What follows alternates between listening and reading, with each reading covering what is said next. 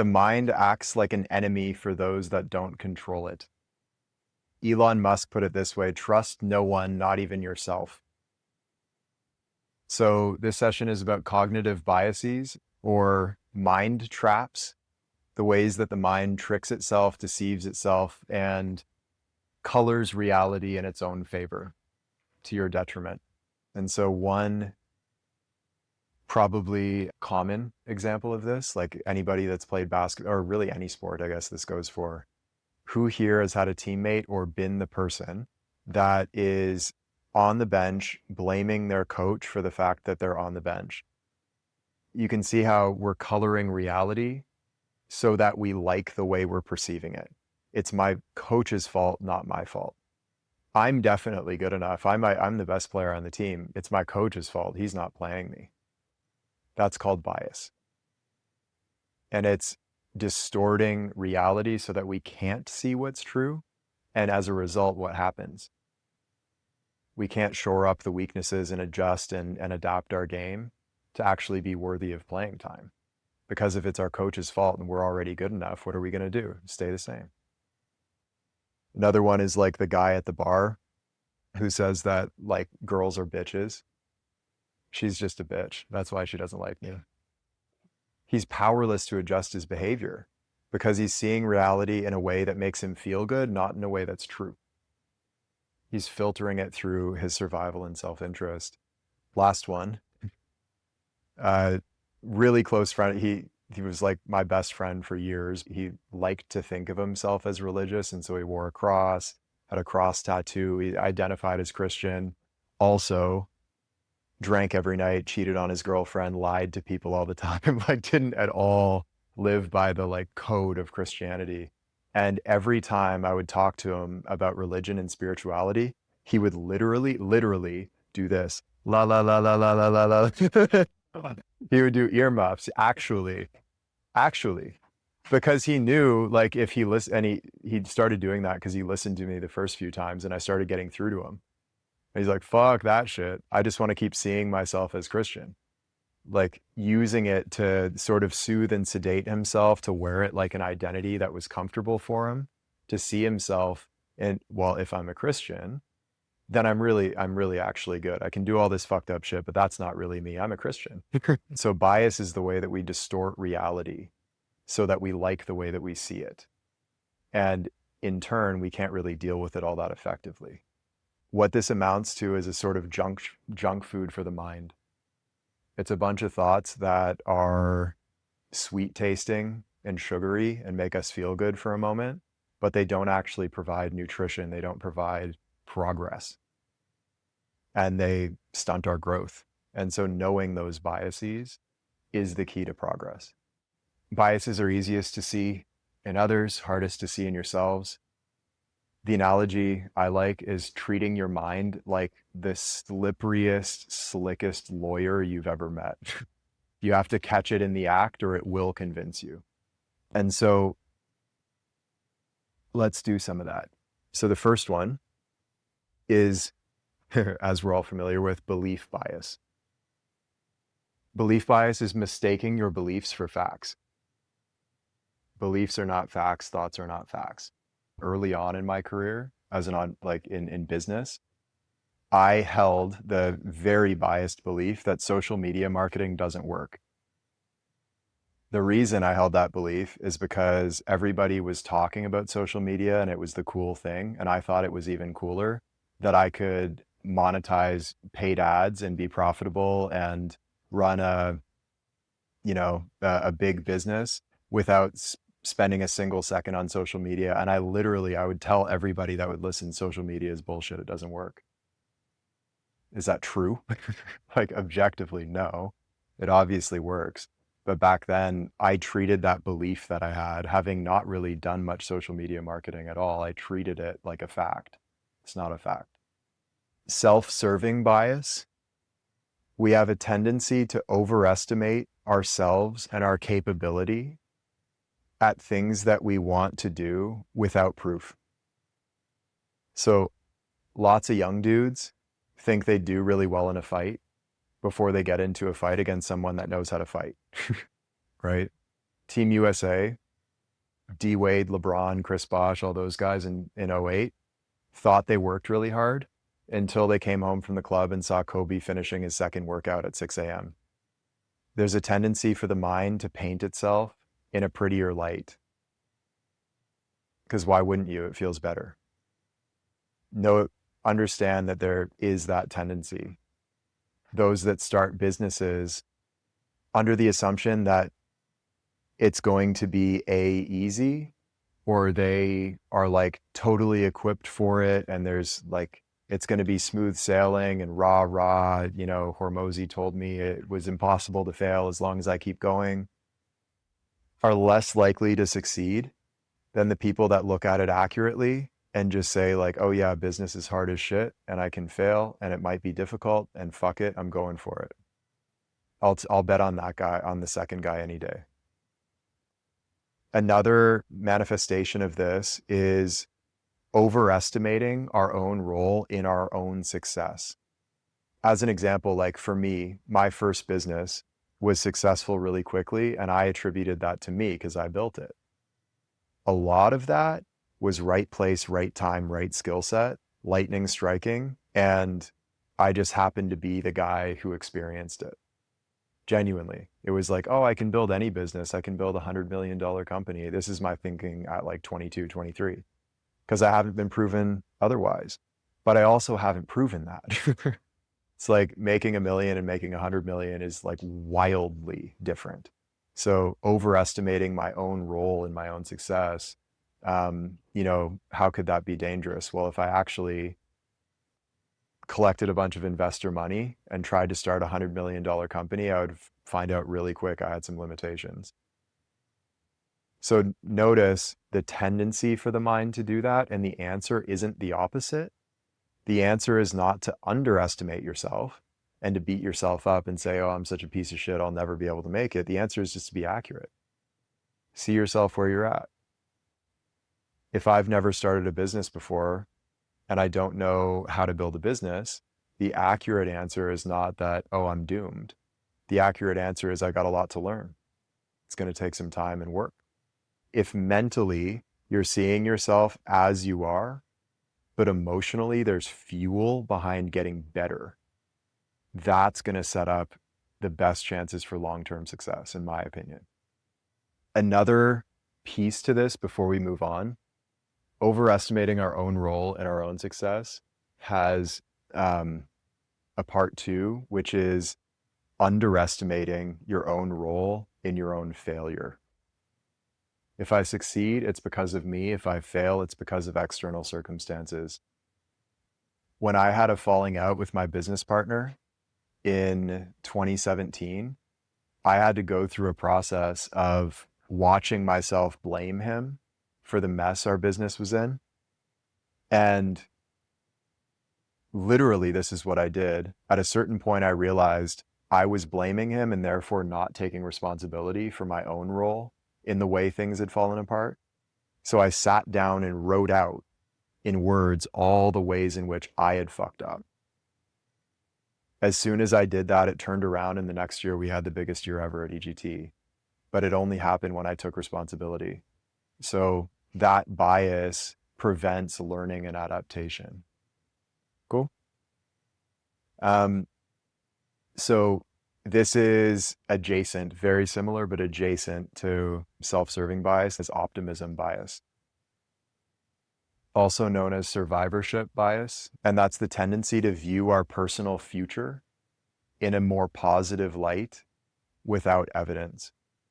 So things will work out because I want things to work out, not things will work out because there are like tangible forces at play that are going to cause it to work out. So as an example, young basketball player, 5'10" white kid from Canada who can't jump, or let's say 6'1" white kid from Canada who can't jump, plays shooting guard, me, saying I'm going to be the greatest basketball player of all time because I'm going to be the greatest basketball player of all time. That's optimism bias, because there's really no, I'm not 6'8", 240 genetic freak with a team of pharmacists injecting me every Tuesday. LeBron. I'm painting my future in a more positive light because it feels really good to think that way. Success is made a lot more visible in our society. We celebrate success. If we celebrated failure too, it would drown out all the success because there's way more failure than success. There's way more. But we celebrate the successes because who the fuck wants to talk about failures all the time? We all want hope. But that leads to a bias because we see so much success visibly on TV and social media, whatever. We see the successes. So naturally, we think it's just a lot easier than it is. Thinking it's a lot easier than it is makes it a lot harder. If you want to make it happen, it's really useful to know exactly what you're getting yourself into.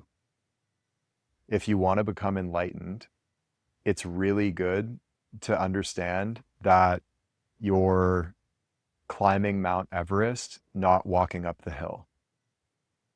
You see? It doesn't mean you don't believe you can do it at all.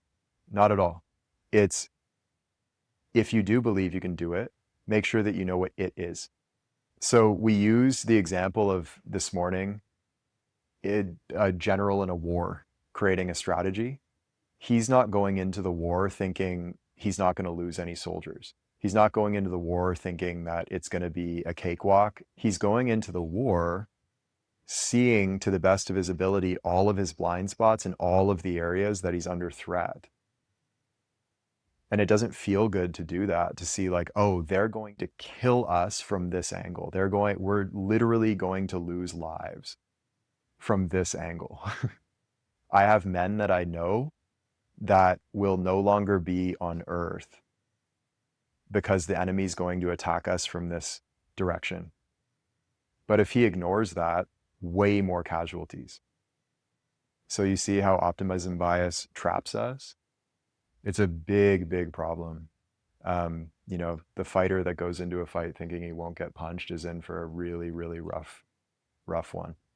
And the point is not, once again, to swing the opposite direction and say, you know, I see my future in a very negative light. I see my future in this, like, it's all horror and darkness from here on. It's nothing like that. I don't believe in myself anymore. It's not that. It's seeing clearly the path ahead to whatever degree that you can, and not trying to paint it in a positive or negative light. Just see it as it is. You'll deal with it so much better, and your chances of success are much higher. Cool. Walking out, I heard you guys bring up a point that deserves explanation. I think the point you were making is that a certain amount of optimism bias is necessary for success. That's a misunderstanding of optimism bias. Optimism bias does not mean that you don't believe you'll be successful. It means seeing the path to success clearly, not blindly thinking that you'll accomplish it. So with Mason, we were talking about this, and he's like, man, I have tons of optimism bias. I believe I can do anything. And he's thinking in terms of business. And I'm like, yeah, because you've achieved a shit ton of success in business. Like, why wouldn't you think that? That's actually based in something. But if somebody hasn't achieved any success and is thinking like, I'm going to build a $100 million company because I want to build a $100 million company, it's not that they should then think I can't build it.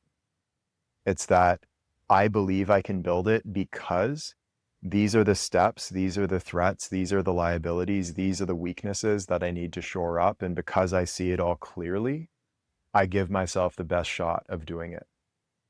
So it's a higher level. It's not I don't believe or that I believe blindly. It's just that I see the path ahead, so I know that it can be done. Not that it's going to be easy or that I'm like deluding myself into just thinking pretty thoughts and hoping that pretty thoughts are going to generate the success. Does that make sense?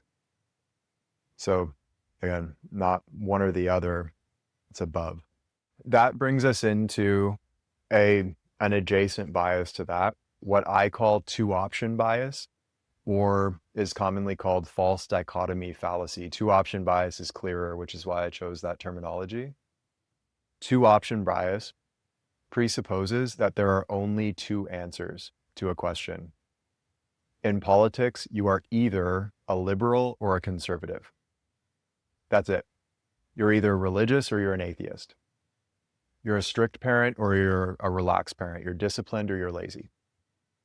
It's good or bad, right or wrong. The answer, in other words, like, we're biased towards thinking that the answer is binary, when in reality, the answer is multidimensional. And the mantra here is the truth is multidimensional, as we know. So one of the functions of intelligence is the ability to hold seemingly contradictory points of view as true simultaneously, seeing the truth in both the liberal side and the conservative side, not as like 100% true, but seeing the aspects of truth in each of them, and therefore being able to combine them to create something better as a whole. If we're locked into, okay, it's this or this, can't create anything. We're either optimism biased or we don't believe in ourselves at all. The truth is different than that. Does anybody notice their mind falls into that pattern very easily? Or maybe previously it did. I know when I was a kid, it was like you're either disciplined or you're lazy. Kobe programming, Kobe bias. Goggins bias. Yeah. You stay or you're soft. And I'll also offer too, that ability to hold paradox as multiple contradictory things and seeing the truth in them. Like we could say, most of us, maybe all of us here, were athletes. Are you strong or are you fast? The marriage of the two is what creates athleticism. They seem opposite. Grinding a heavy weight up or moving really quickly seem like opposites, but where the opposites meet is where all the magic is, right? Are you disciplined or are you relaxed? Well, you fucking need both. You got to relax and recover and then be disciplined when it's time to be disciplined. You need both sides to be functional. Brain or right? Yeah. Hopefully both. You half-brained or whole-brained? Authority bias. This is a huge one. Very simple, assuming authorities are correct because they're authorities. Ever since we were in school, the teacher is right, the student is wrong, your parents are right, respect your elders. As Rick Rubin said, don't listen to anybody. Believing that an online expert, even me, is right just because they're a quote-unquote authority. Believing Jordan Peterson's model of happiness is correct. Or let's say Jordan Peterson's model because he's by trade a psychologist, assuming his thoughts on spirituality are correct. This is another manifestation of authority bias that's even more insidious. We were talking about this at lunch. Assuming somebody has authority outside of their domain of authority only because they have authority in something. So assuming your doctor knows something about politics or knows something about personal development or whatever the case may be because, oh, they're a doctor, they're smart. Not so fast, not so fast. A lot of us growing up thought NBA players must know about training, right? Like they're NBA players. Motherfuckers don't know shit about training. They don't know anything. They're genetically gifted and they have trainers who do all of the thinking for them, in most cases. I'll share a personal example, like borderline embarrassing, actually stupid, so stupid. When I started smoking weed, I quickly realized tons of celebrities, tons of really famous, successful people also smoke weed. So weed must be okay because they do it. He's looking at like Wiz Khalifa. He's like, yo, this guy's super successful, seems really cool. Weed must be like good for you. It's good for you. It's a plant. It's like, A lot of my basketball friends that call them because Kevin Durant's like, I'm hot. Yeah. I'm trying to go to NBAs. Yeah. And they ain't Kevin Durant. Kevin Durant is Kevin Durant in spite of the fact that he's high every day. These people are successful in spite of the fact that they don't do everything so perfectly. And very few people do. But again, assuming an authority is correct at all is a bias that's been programmed into us. But the second layer of that is false authority. Colton's boy, DeMello, Anthony DeMello. Is anybody familiar with Anthony DeMello? If you're not, he's a good one. He has a quote: "To say to authority, 'I'm dumb, please think for me,' is like saying, 'I'm thirsty, please drink for me.'" Finally, I think you guys will like this. Negativity bias. Because our mind evolved to seek threats in the environment, as we've been talking about, our mind gives more weight to negative experiences and negative information than to positive experiences and information. For example, if anybody's posted content online and you get like 100 positive comments and 2 negative ones, the 2 negative ones have way more impact than all the other 100 combined. If you are on a first date and you say something stupid, but the rest of the date went perfectly, has anybody gone home and been thinking in their mind about that stupid shit they said? And then in the shower, I come up with the best line ever. Right now. So that tendency is called magnification. You're zooming in on the negative.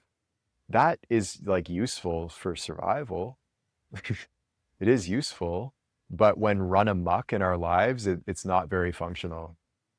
It's helpful to learn from your mistakes, yes, but if you dwell on your mistakes, it stunts the learning. The extreme example of this is catastrophizing, which is like what Mace was saying. What was this? Was this one of your friends about his girlfriend cheating? Oh yeah, okay. So catastrophizing is my girlfriend is out with her friends at a bar. I'm at home. She hasn't texted me in an hour and a half. Oh my God, she's fucking dancing with a guy. She's making out with a guy. She's going to cheat on me. Catastrophizing. The mind is wired to do that. It's wired to do that, to seek out threats in the environment, and other dudes are a big threat. I had a life-changing experience with this, with EGT. So, true story. EGT is cranking like 2010, 11 until 2014, 15 when I got the business. It was still doing well for the first little bit with the business partner. The reason I hooked up with this business partner in 2014, again, true story, is because as our business is doing great, like there's no sign of problems, everything's just running smoothly, seamlessly, I start talking to this agent who's setting up endorsement deals with different NBA players for us. And I have a call with this agent. I'm in New York City. He starts going on about how this new NBA TV rights deal is going to revolutionize the way the basketball industry is. Players are going to be paid so much more money. Everything's going to get so much harder. Getting these endorsement deals, again, his bias, he wants me to fucking work with them to set up a deal immediately before the TV deal goes through. He's telling me like, oh, we'll never be able to do these deals again. Your business is like really in jeopardy. You really got to make some moves. And he just brainwashes me. So I go home, take 3 grams of mushrooms, walk through the forest, and catastrophize the whole fucking time. And start thinking about, oh my God, my business really is doomed. Like everything really is changing. Social media is blowing up. Things are different now. And so I'm catastrophizing that whole time. At the end of that mushroom trip, I texted the guy that I was thinking about going into business with. It was like, let's set up a call. Went into business with him. We did a whole bunch of shit we didn't need to do because, again, I was catastrophizing. And we went away from the stuff that was working. And ultimately, like we were still good because it was a solid business for several years. But 2017, shit hit the fan, totally fell apart. I had to pick up the pieces, went right back to what was working before, had the best year ever.